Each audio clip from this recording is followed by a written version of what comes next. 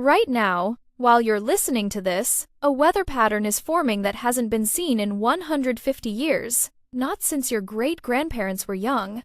This Christmas will shatter records across nearly half of America. But here's what nobody's talking about yet. What comes after Christmas could be even more dangerous. In the next 25 minutes, you'll discover 3 storms converging on America. The first storm, 10 to 15 inches of rain in 48 hours. The second storm, ice accumulation that could snap power lines like twigs. The third storm, an Arctic blast that'll crash temperatures 40 degrees in 72 hours. But at the 3-minute 20-second mark, I'll reveal which storm threatens your area most. Let's start with something that'll shock you. Right now, 50 different temperature records are about to fall. 50. In cities from Los Angeles to Atlanta, from Dallas to Kansas City. These aren't records from 10 years ago. These are records going back to 1880. That's 145 years of weather history, about to be erased. In one day. Think about that for a moment. The record your city set in 1920?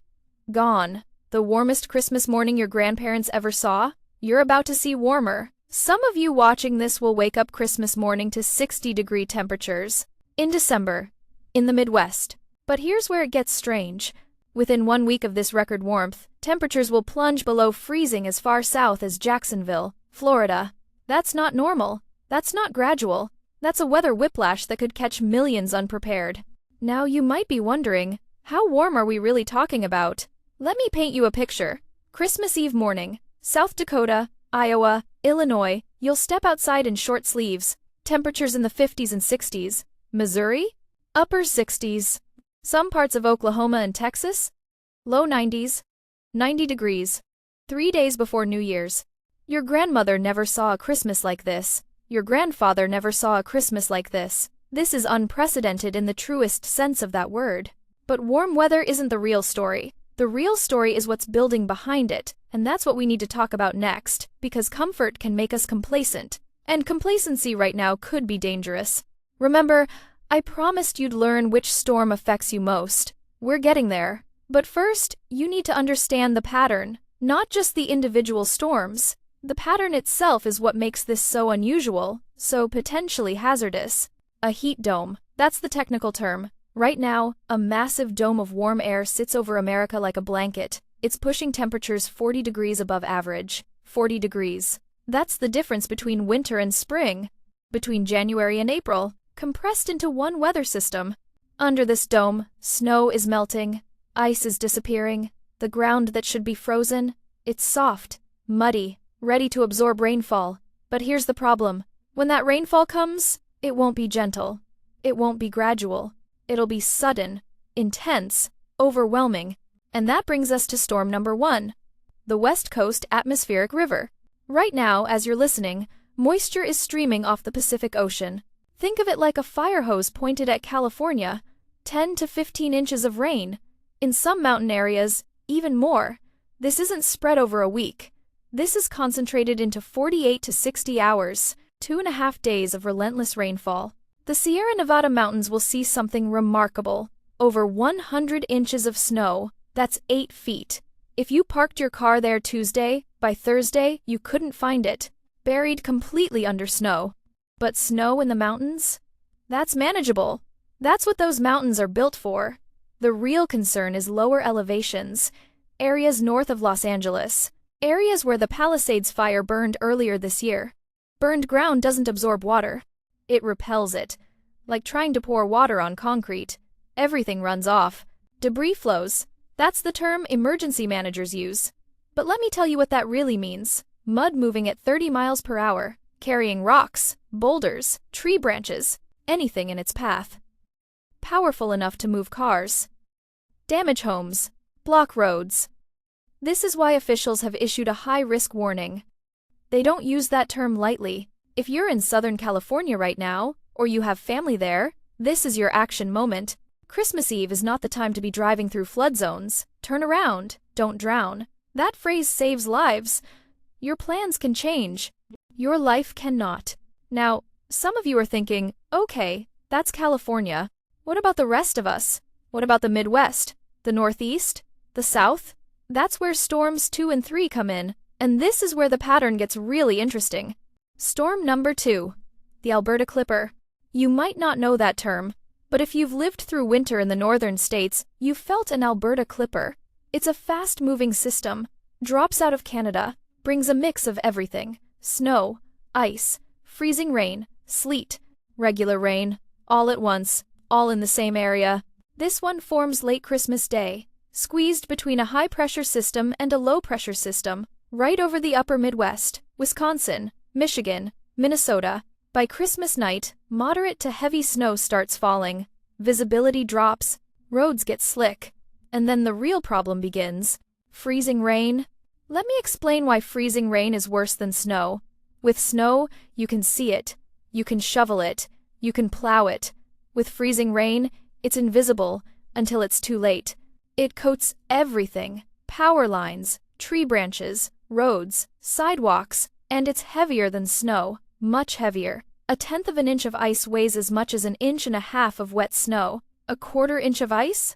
That can snap tree branches, bring down power lines.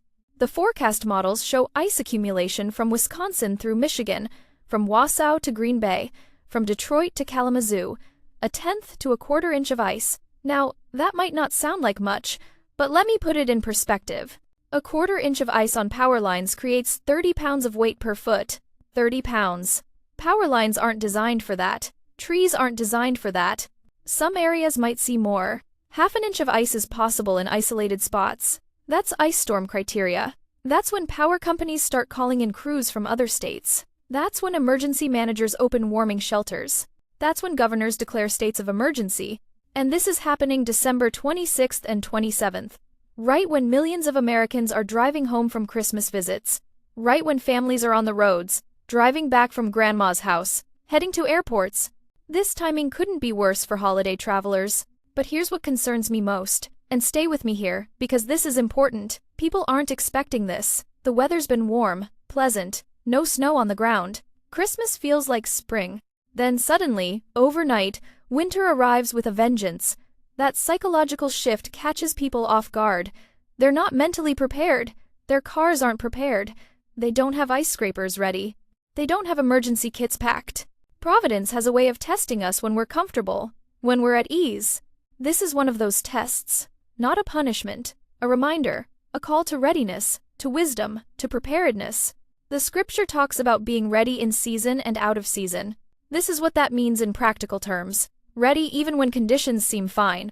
Now let's shift east, because while the Midwest deals with ice, the Northeast has its own battle coming. Storm number 2 extends east. New York, Pennsylvania, New Jersey, Maryland, Delaware, even Washington, D.C. By Friday, December 27th, snow starts falling in earnest. The European model shows 8 to 10 inches. The American model shows 10 to 12 inches in some spots. Both agree on one thing. Significant snowfall is coming. Long Island could see heavy snow. Northern New Jersey, southern New York, the I-95 corridor. This is one of the busiest travel routes in America, and it's about to get buried. Combined with ice in Pennsylvania and Maryland, you're looking at treacherous travel conditions from Pittsburgh to Philadelphia to New York City. 3 to 6 inches widespread, that's the baseline, but localized amounts could hit 10 to 12 inches. That's enough to close schools, cancel flights, shut down businesses. And remember, this is the day after Christmas. Many businesses are already running skeleton crews. Many people are still away from home. The timing amplifies the impact. But we're not done yet. Because after this winter storm passes, something else is brewing. Something that'll affect far more people. From the Great Lakes to Florida. Storm number 3. The Arctic Blast. Right now it's bottled up in Canada, locked away in the Arctic Circle. But around December 30th and 31st, the pattern shifts. That heat dome that's been keeping America warm, it collapses. And when it collapses, it's like opening a freezer door. All that Arctic air comes rushing south. The northern plains get hit first. North Dakota, South Dakota, Minnesota. Temperatures plunge. Could drop 40 degrees in 72 hours. From the 50s to single digits. From short-sleeve weather to dangerous cold. Your body doesn't adjust that fast. Your home doesn't adjust that fast. Your car doesn't adjust that fast. Then it spreads east. Wisconsin, Michigan, Ohio, Pennsylvania, New York. By New Year's Day, the entire East Coast feels it. Even Florida, Jacksonville and Tallahassee could see temperatures below freezing. Palm trees and frost, orange groves and ice. That's how far south this Arctic air penetrates. This will likely be the coldest air of the winter so far. Not, might be, will be. Some of you haven't felt air this cold in years, maybe since 2017 or 2018. Your heating bills will spike, your cars will struggle to start, your water pipes could freeze if not protected. And here's the thing. After weeks of record warmth, this cold will feel even colder. Your body's acclimated to the warm weather, your home's acclimated. When that cold arrives, it's a shock to the system. Now, I know what some of you are thinking. Is this climate change? Is this natural? Is this something we should be worried about long term? Those are fair questions. But right now, the academic debate doesn't matter. What matters is the next 7 days. What matters is your family's safety, your preparedness, your action plan.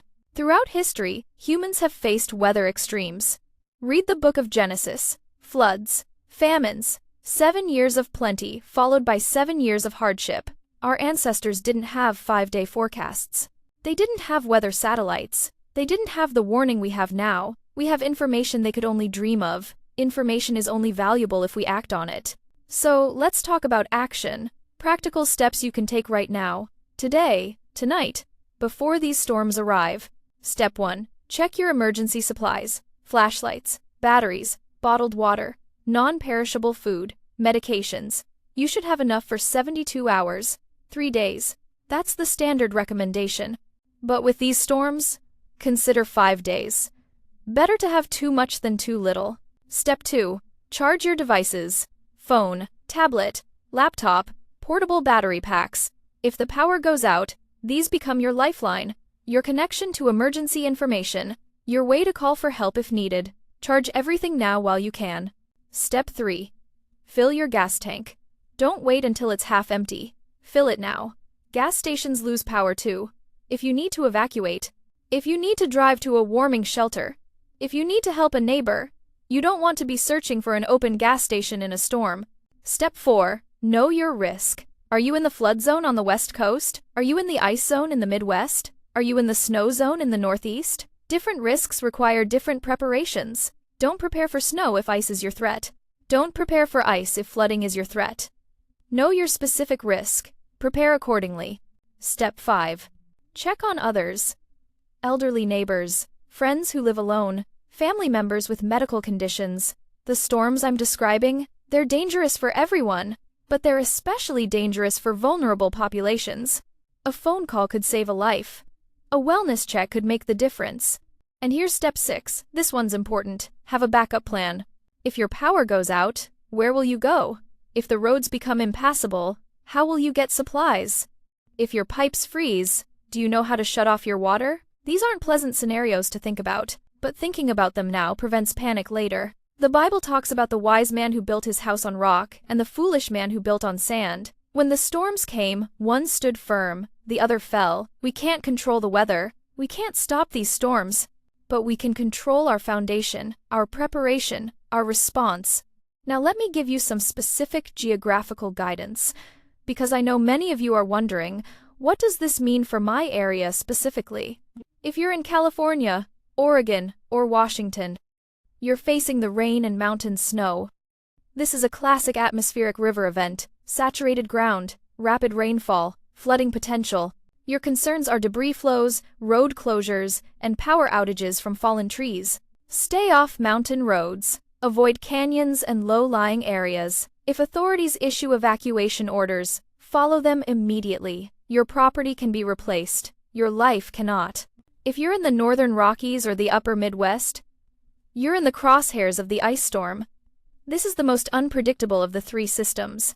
Ice storms are notoriously difficult to forecast. Small changes in temperature make huge differences in impact. Stay tuned to local weather updates. Don't assume your area is safe just because the forecast says light accumulation. Ice forecasts can change rapidly. If you're in the Great Lakes or Northeast, you're looking at the 1-2 punch. First the snow and ice storm on Friday and Saturday, then the Arctic blast early next week. Don't let the warm Christmas fool you. Winter is coming fast and hard. Get your winter gear ready. Check your furnace. Insulate your pipes. Stock up on salt or sand for your walkways. If you're in the Ohio Valley or Midwest, you're experiencing the warmest Christmas on record, followed immediately by dangerous cold.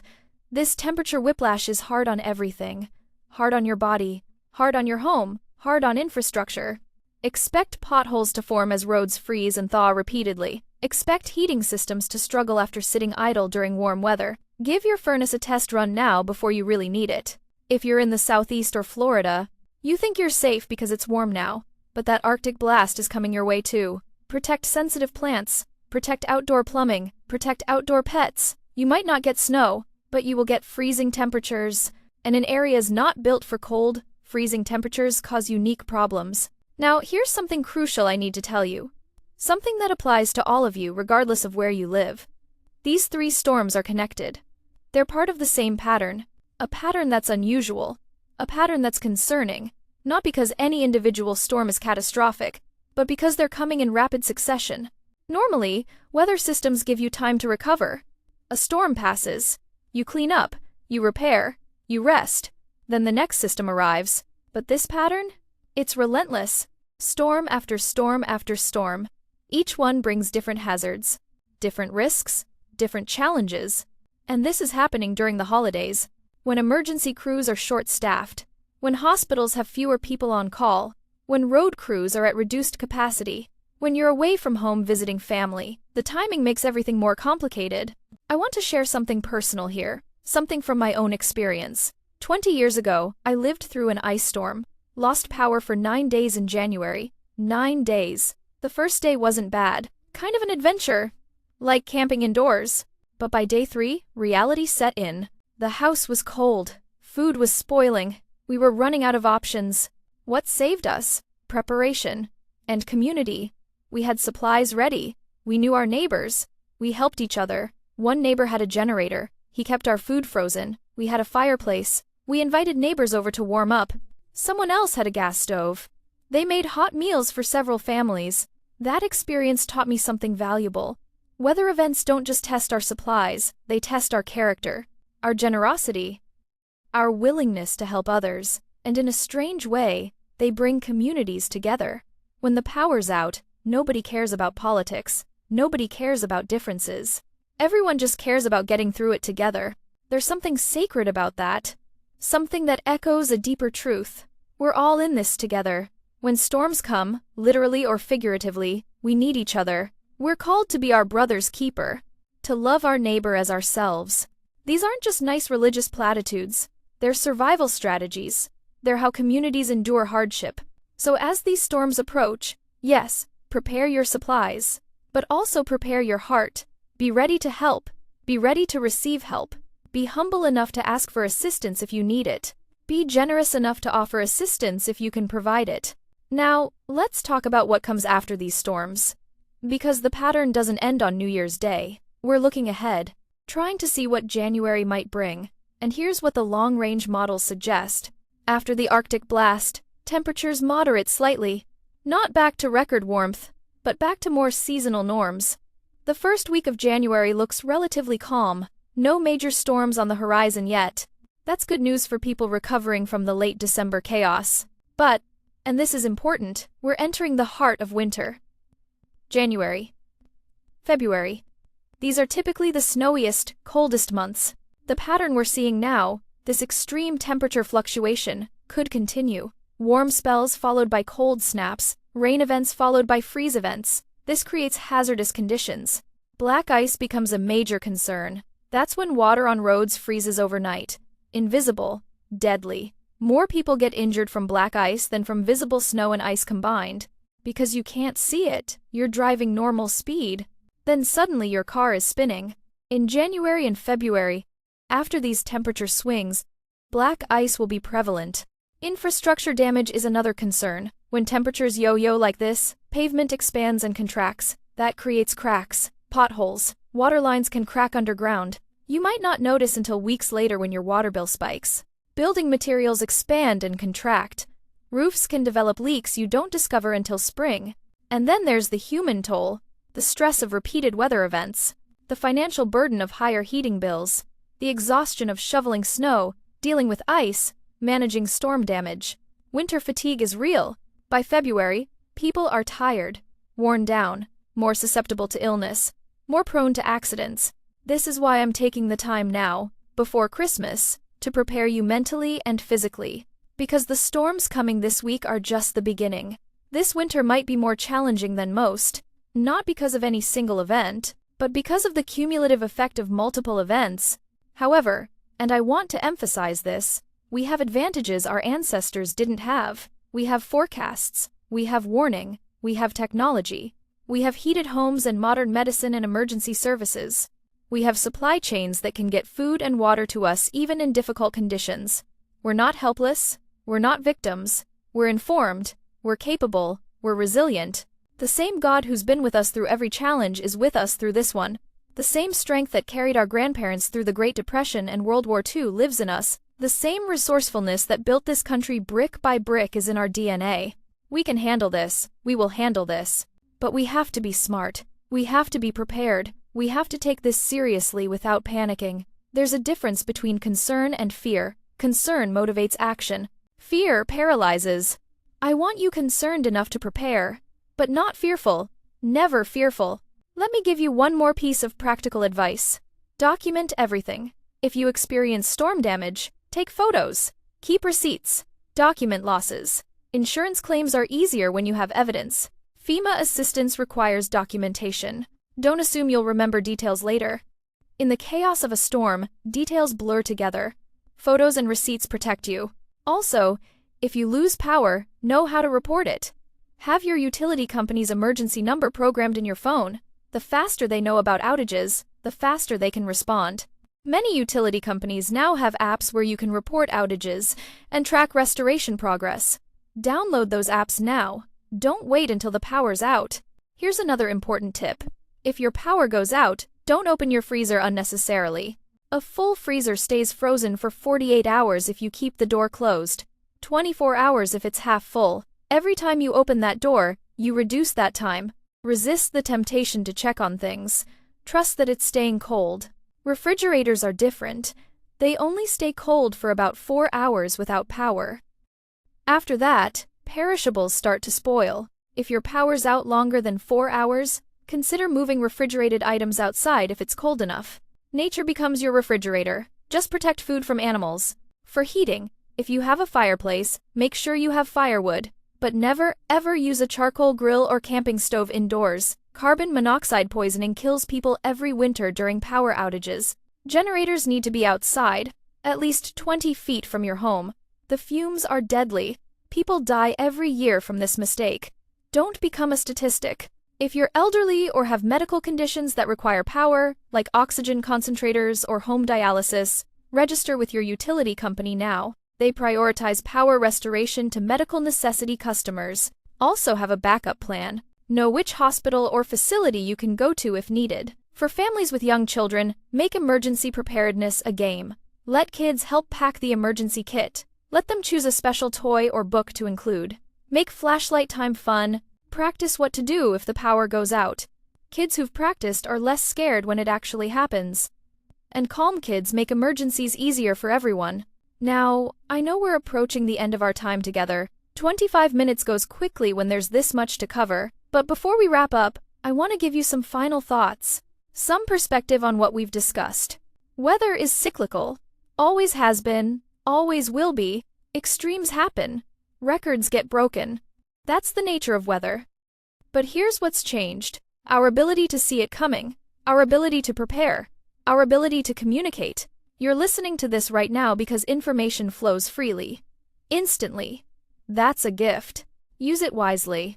When your grandparents faced storms, they relied on neighbors knocking on doors, on church bells ringing warnings, on wisdom passed down through generations. We have all that plus so much more. We have satellites tracking storms in real time. We have computers modeling atmospheric conditions. We have forecasters who dedicate their lives to keeping us safe. Don't take that for granted. When you get a weather warning on your phone, someone worked hard to get that information to you. When a meteorologist stays on air through the night during a storm, they're sacrificing time with their family to keep you informed. Respect that. Honor that.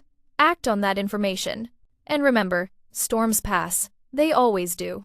This atmospheric river will move through California. The ice storm will move through the Midwest. The Arctic blast will eventually retreat back north. Sun will shine again. Birds will sing again. Spring will come again. It always does. But the lessons we learn from storms, those stay with us. The preparedness we develop, that serves us for years. The connections we make with neighbors, those strengthen communities. Storms have a way of revealing what matters. Family, community, resilience, faith. As we head into Christmas, many of you will be with loved ones. Cherish that time. Don't let weather forecasts overshadow the blessing of being together. Yes, be prepared. Yes, stay informed. But also be present. Be grateful. Be joyful. Christmas comes once a year. Make it count. And if you're alone this Christmas, reach out. Call someone. Visit someone. Let someone visit you. This season isn't meant to be spent in isolation. We're better together. Stronger together. More resilient together. One final reminder about timing. We're looking at Christmas Eve for the California rainfall to begin. Christmas night for the Midwest ice storm to develop. Friday and Saturday after Christmas for the Northeast snow. And December 30th through January 1st for the Arctic blast. Mark those dates. Adjust your plans accordingly. Don't be stubborn. Flexibility keeps you safe. If you need to leave a day early for holiday travel, leave early. If you need to stay an extra day to avoid the storm, stay. Pride and stubbornness cause more weather-related injuries than the weather itself. Be smart, be flexible, be safe. For those of you who will be driving during this period, triple your following distance on icy roads. Use lower gears going downhill. Brake gently and early. If you start to slide, don't panic. Ease off the gas. Steer in the direction you want to go. Don't slam the brakes. These basic skills save lives. And please, if conditions are dangerous, stay home. No meeting is worth your life. No sale is worth your life. No tradition is worth your life. There will be other Christmases, other New Years, other opportunities. But you only get one life. Protect it. Now, as promised at the beginning, here's information about what's coming next. In the next video, we'll have updated forecasts as these storms develop.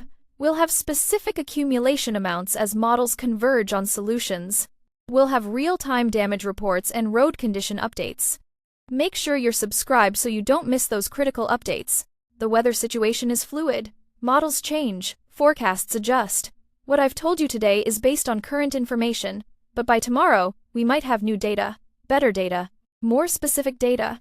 Stay tuned. Stay connected. Stay informed. This is the most dynamic weather pattern we've seen all winter, possibly all year. The combination of record warmth, immediate cold, multiple storm systems, and holiday timing makes this uniquely challenging. But you're prepared now. You know what's coming. You know what to do. You have the information you need to stay safe. In closing, I want to leave you with this thought. Weather reminds us we're not in control. We can't command the clouds. We can't stop the wind. We can't hold back the snow. But we can prepare. We can adapt. We can help each other. We can persevere. And in that perseverance, we find strength we didn't know we had. God doesn't promise us lives without storms, but He promises to be with us through the storms. And He's given us intelligence, resources, community, and each other. We have what we need, not just to survive these storms, but to thrive despite them. So, prepare your homes, prepare your supplies, prepare your plans, but most importantly, prepare your hearts. Face these storms with courage, with wisdom, with faith, with love for your neighbors. That's how we get through this together. That's how we emerge stronger on the other side. Stay safe. Stay warm. Stay connected. Check on your neighbors. Help where you can. Ask for help when you need it. And remember, this too shall pass. The sun will shine again. Until then, we weather the storm together. God bless you all. And may you and your families have a safe and meaningful Christmas season.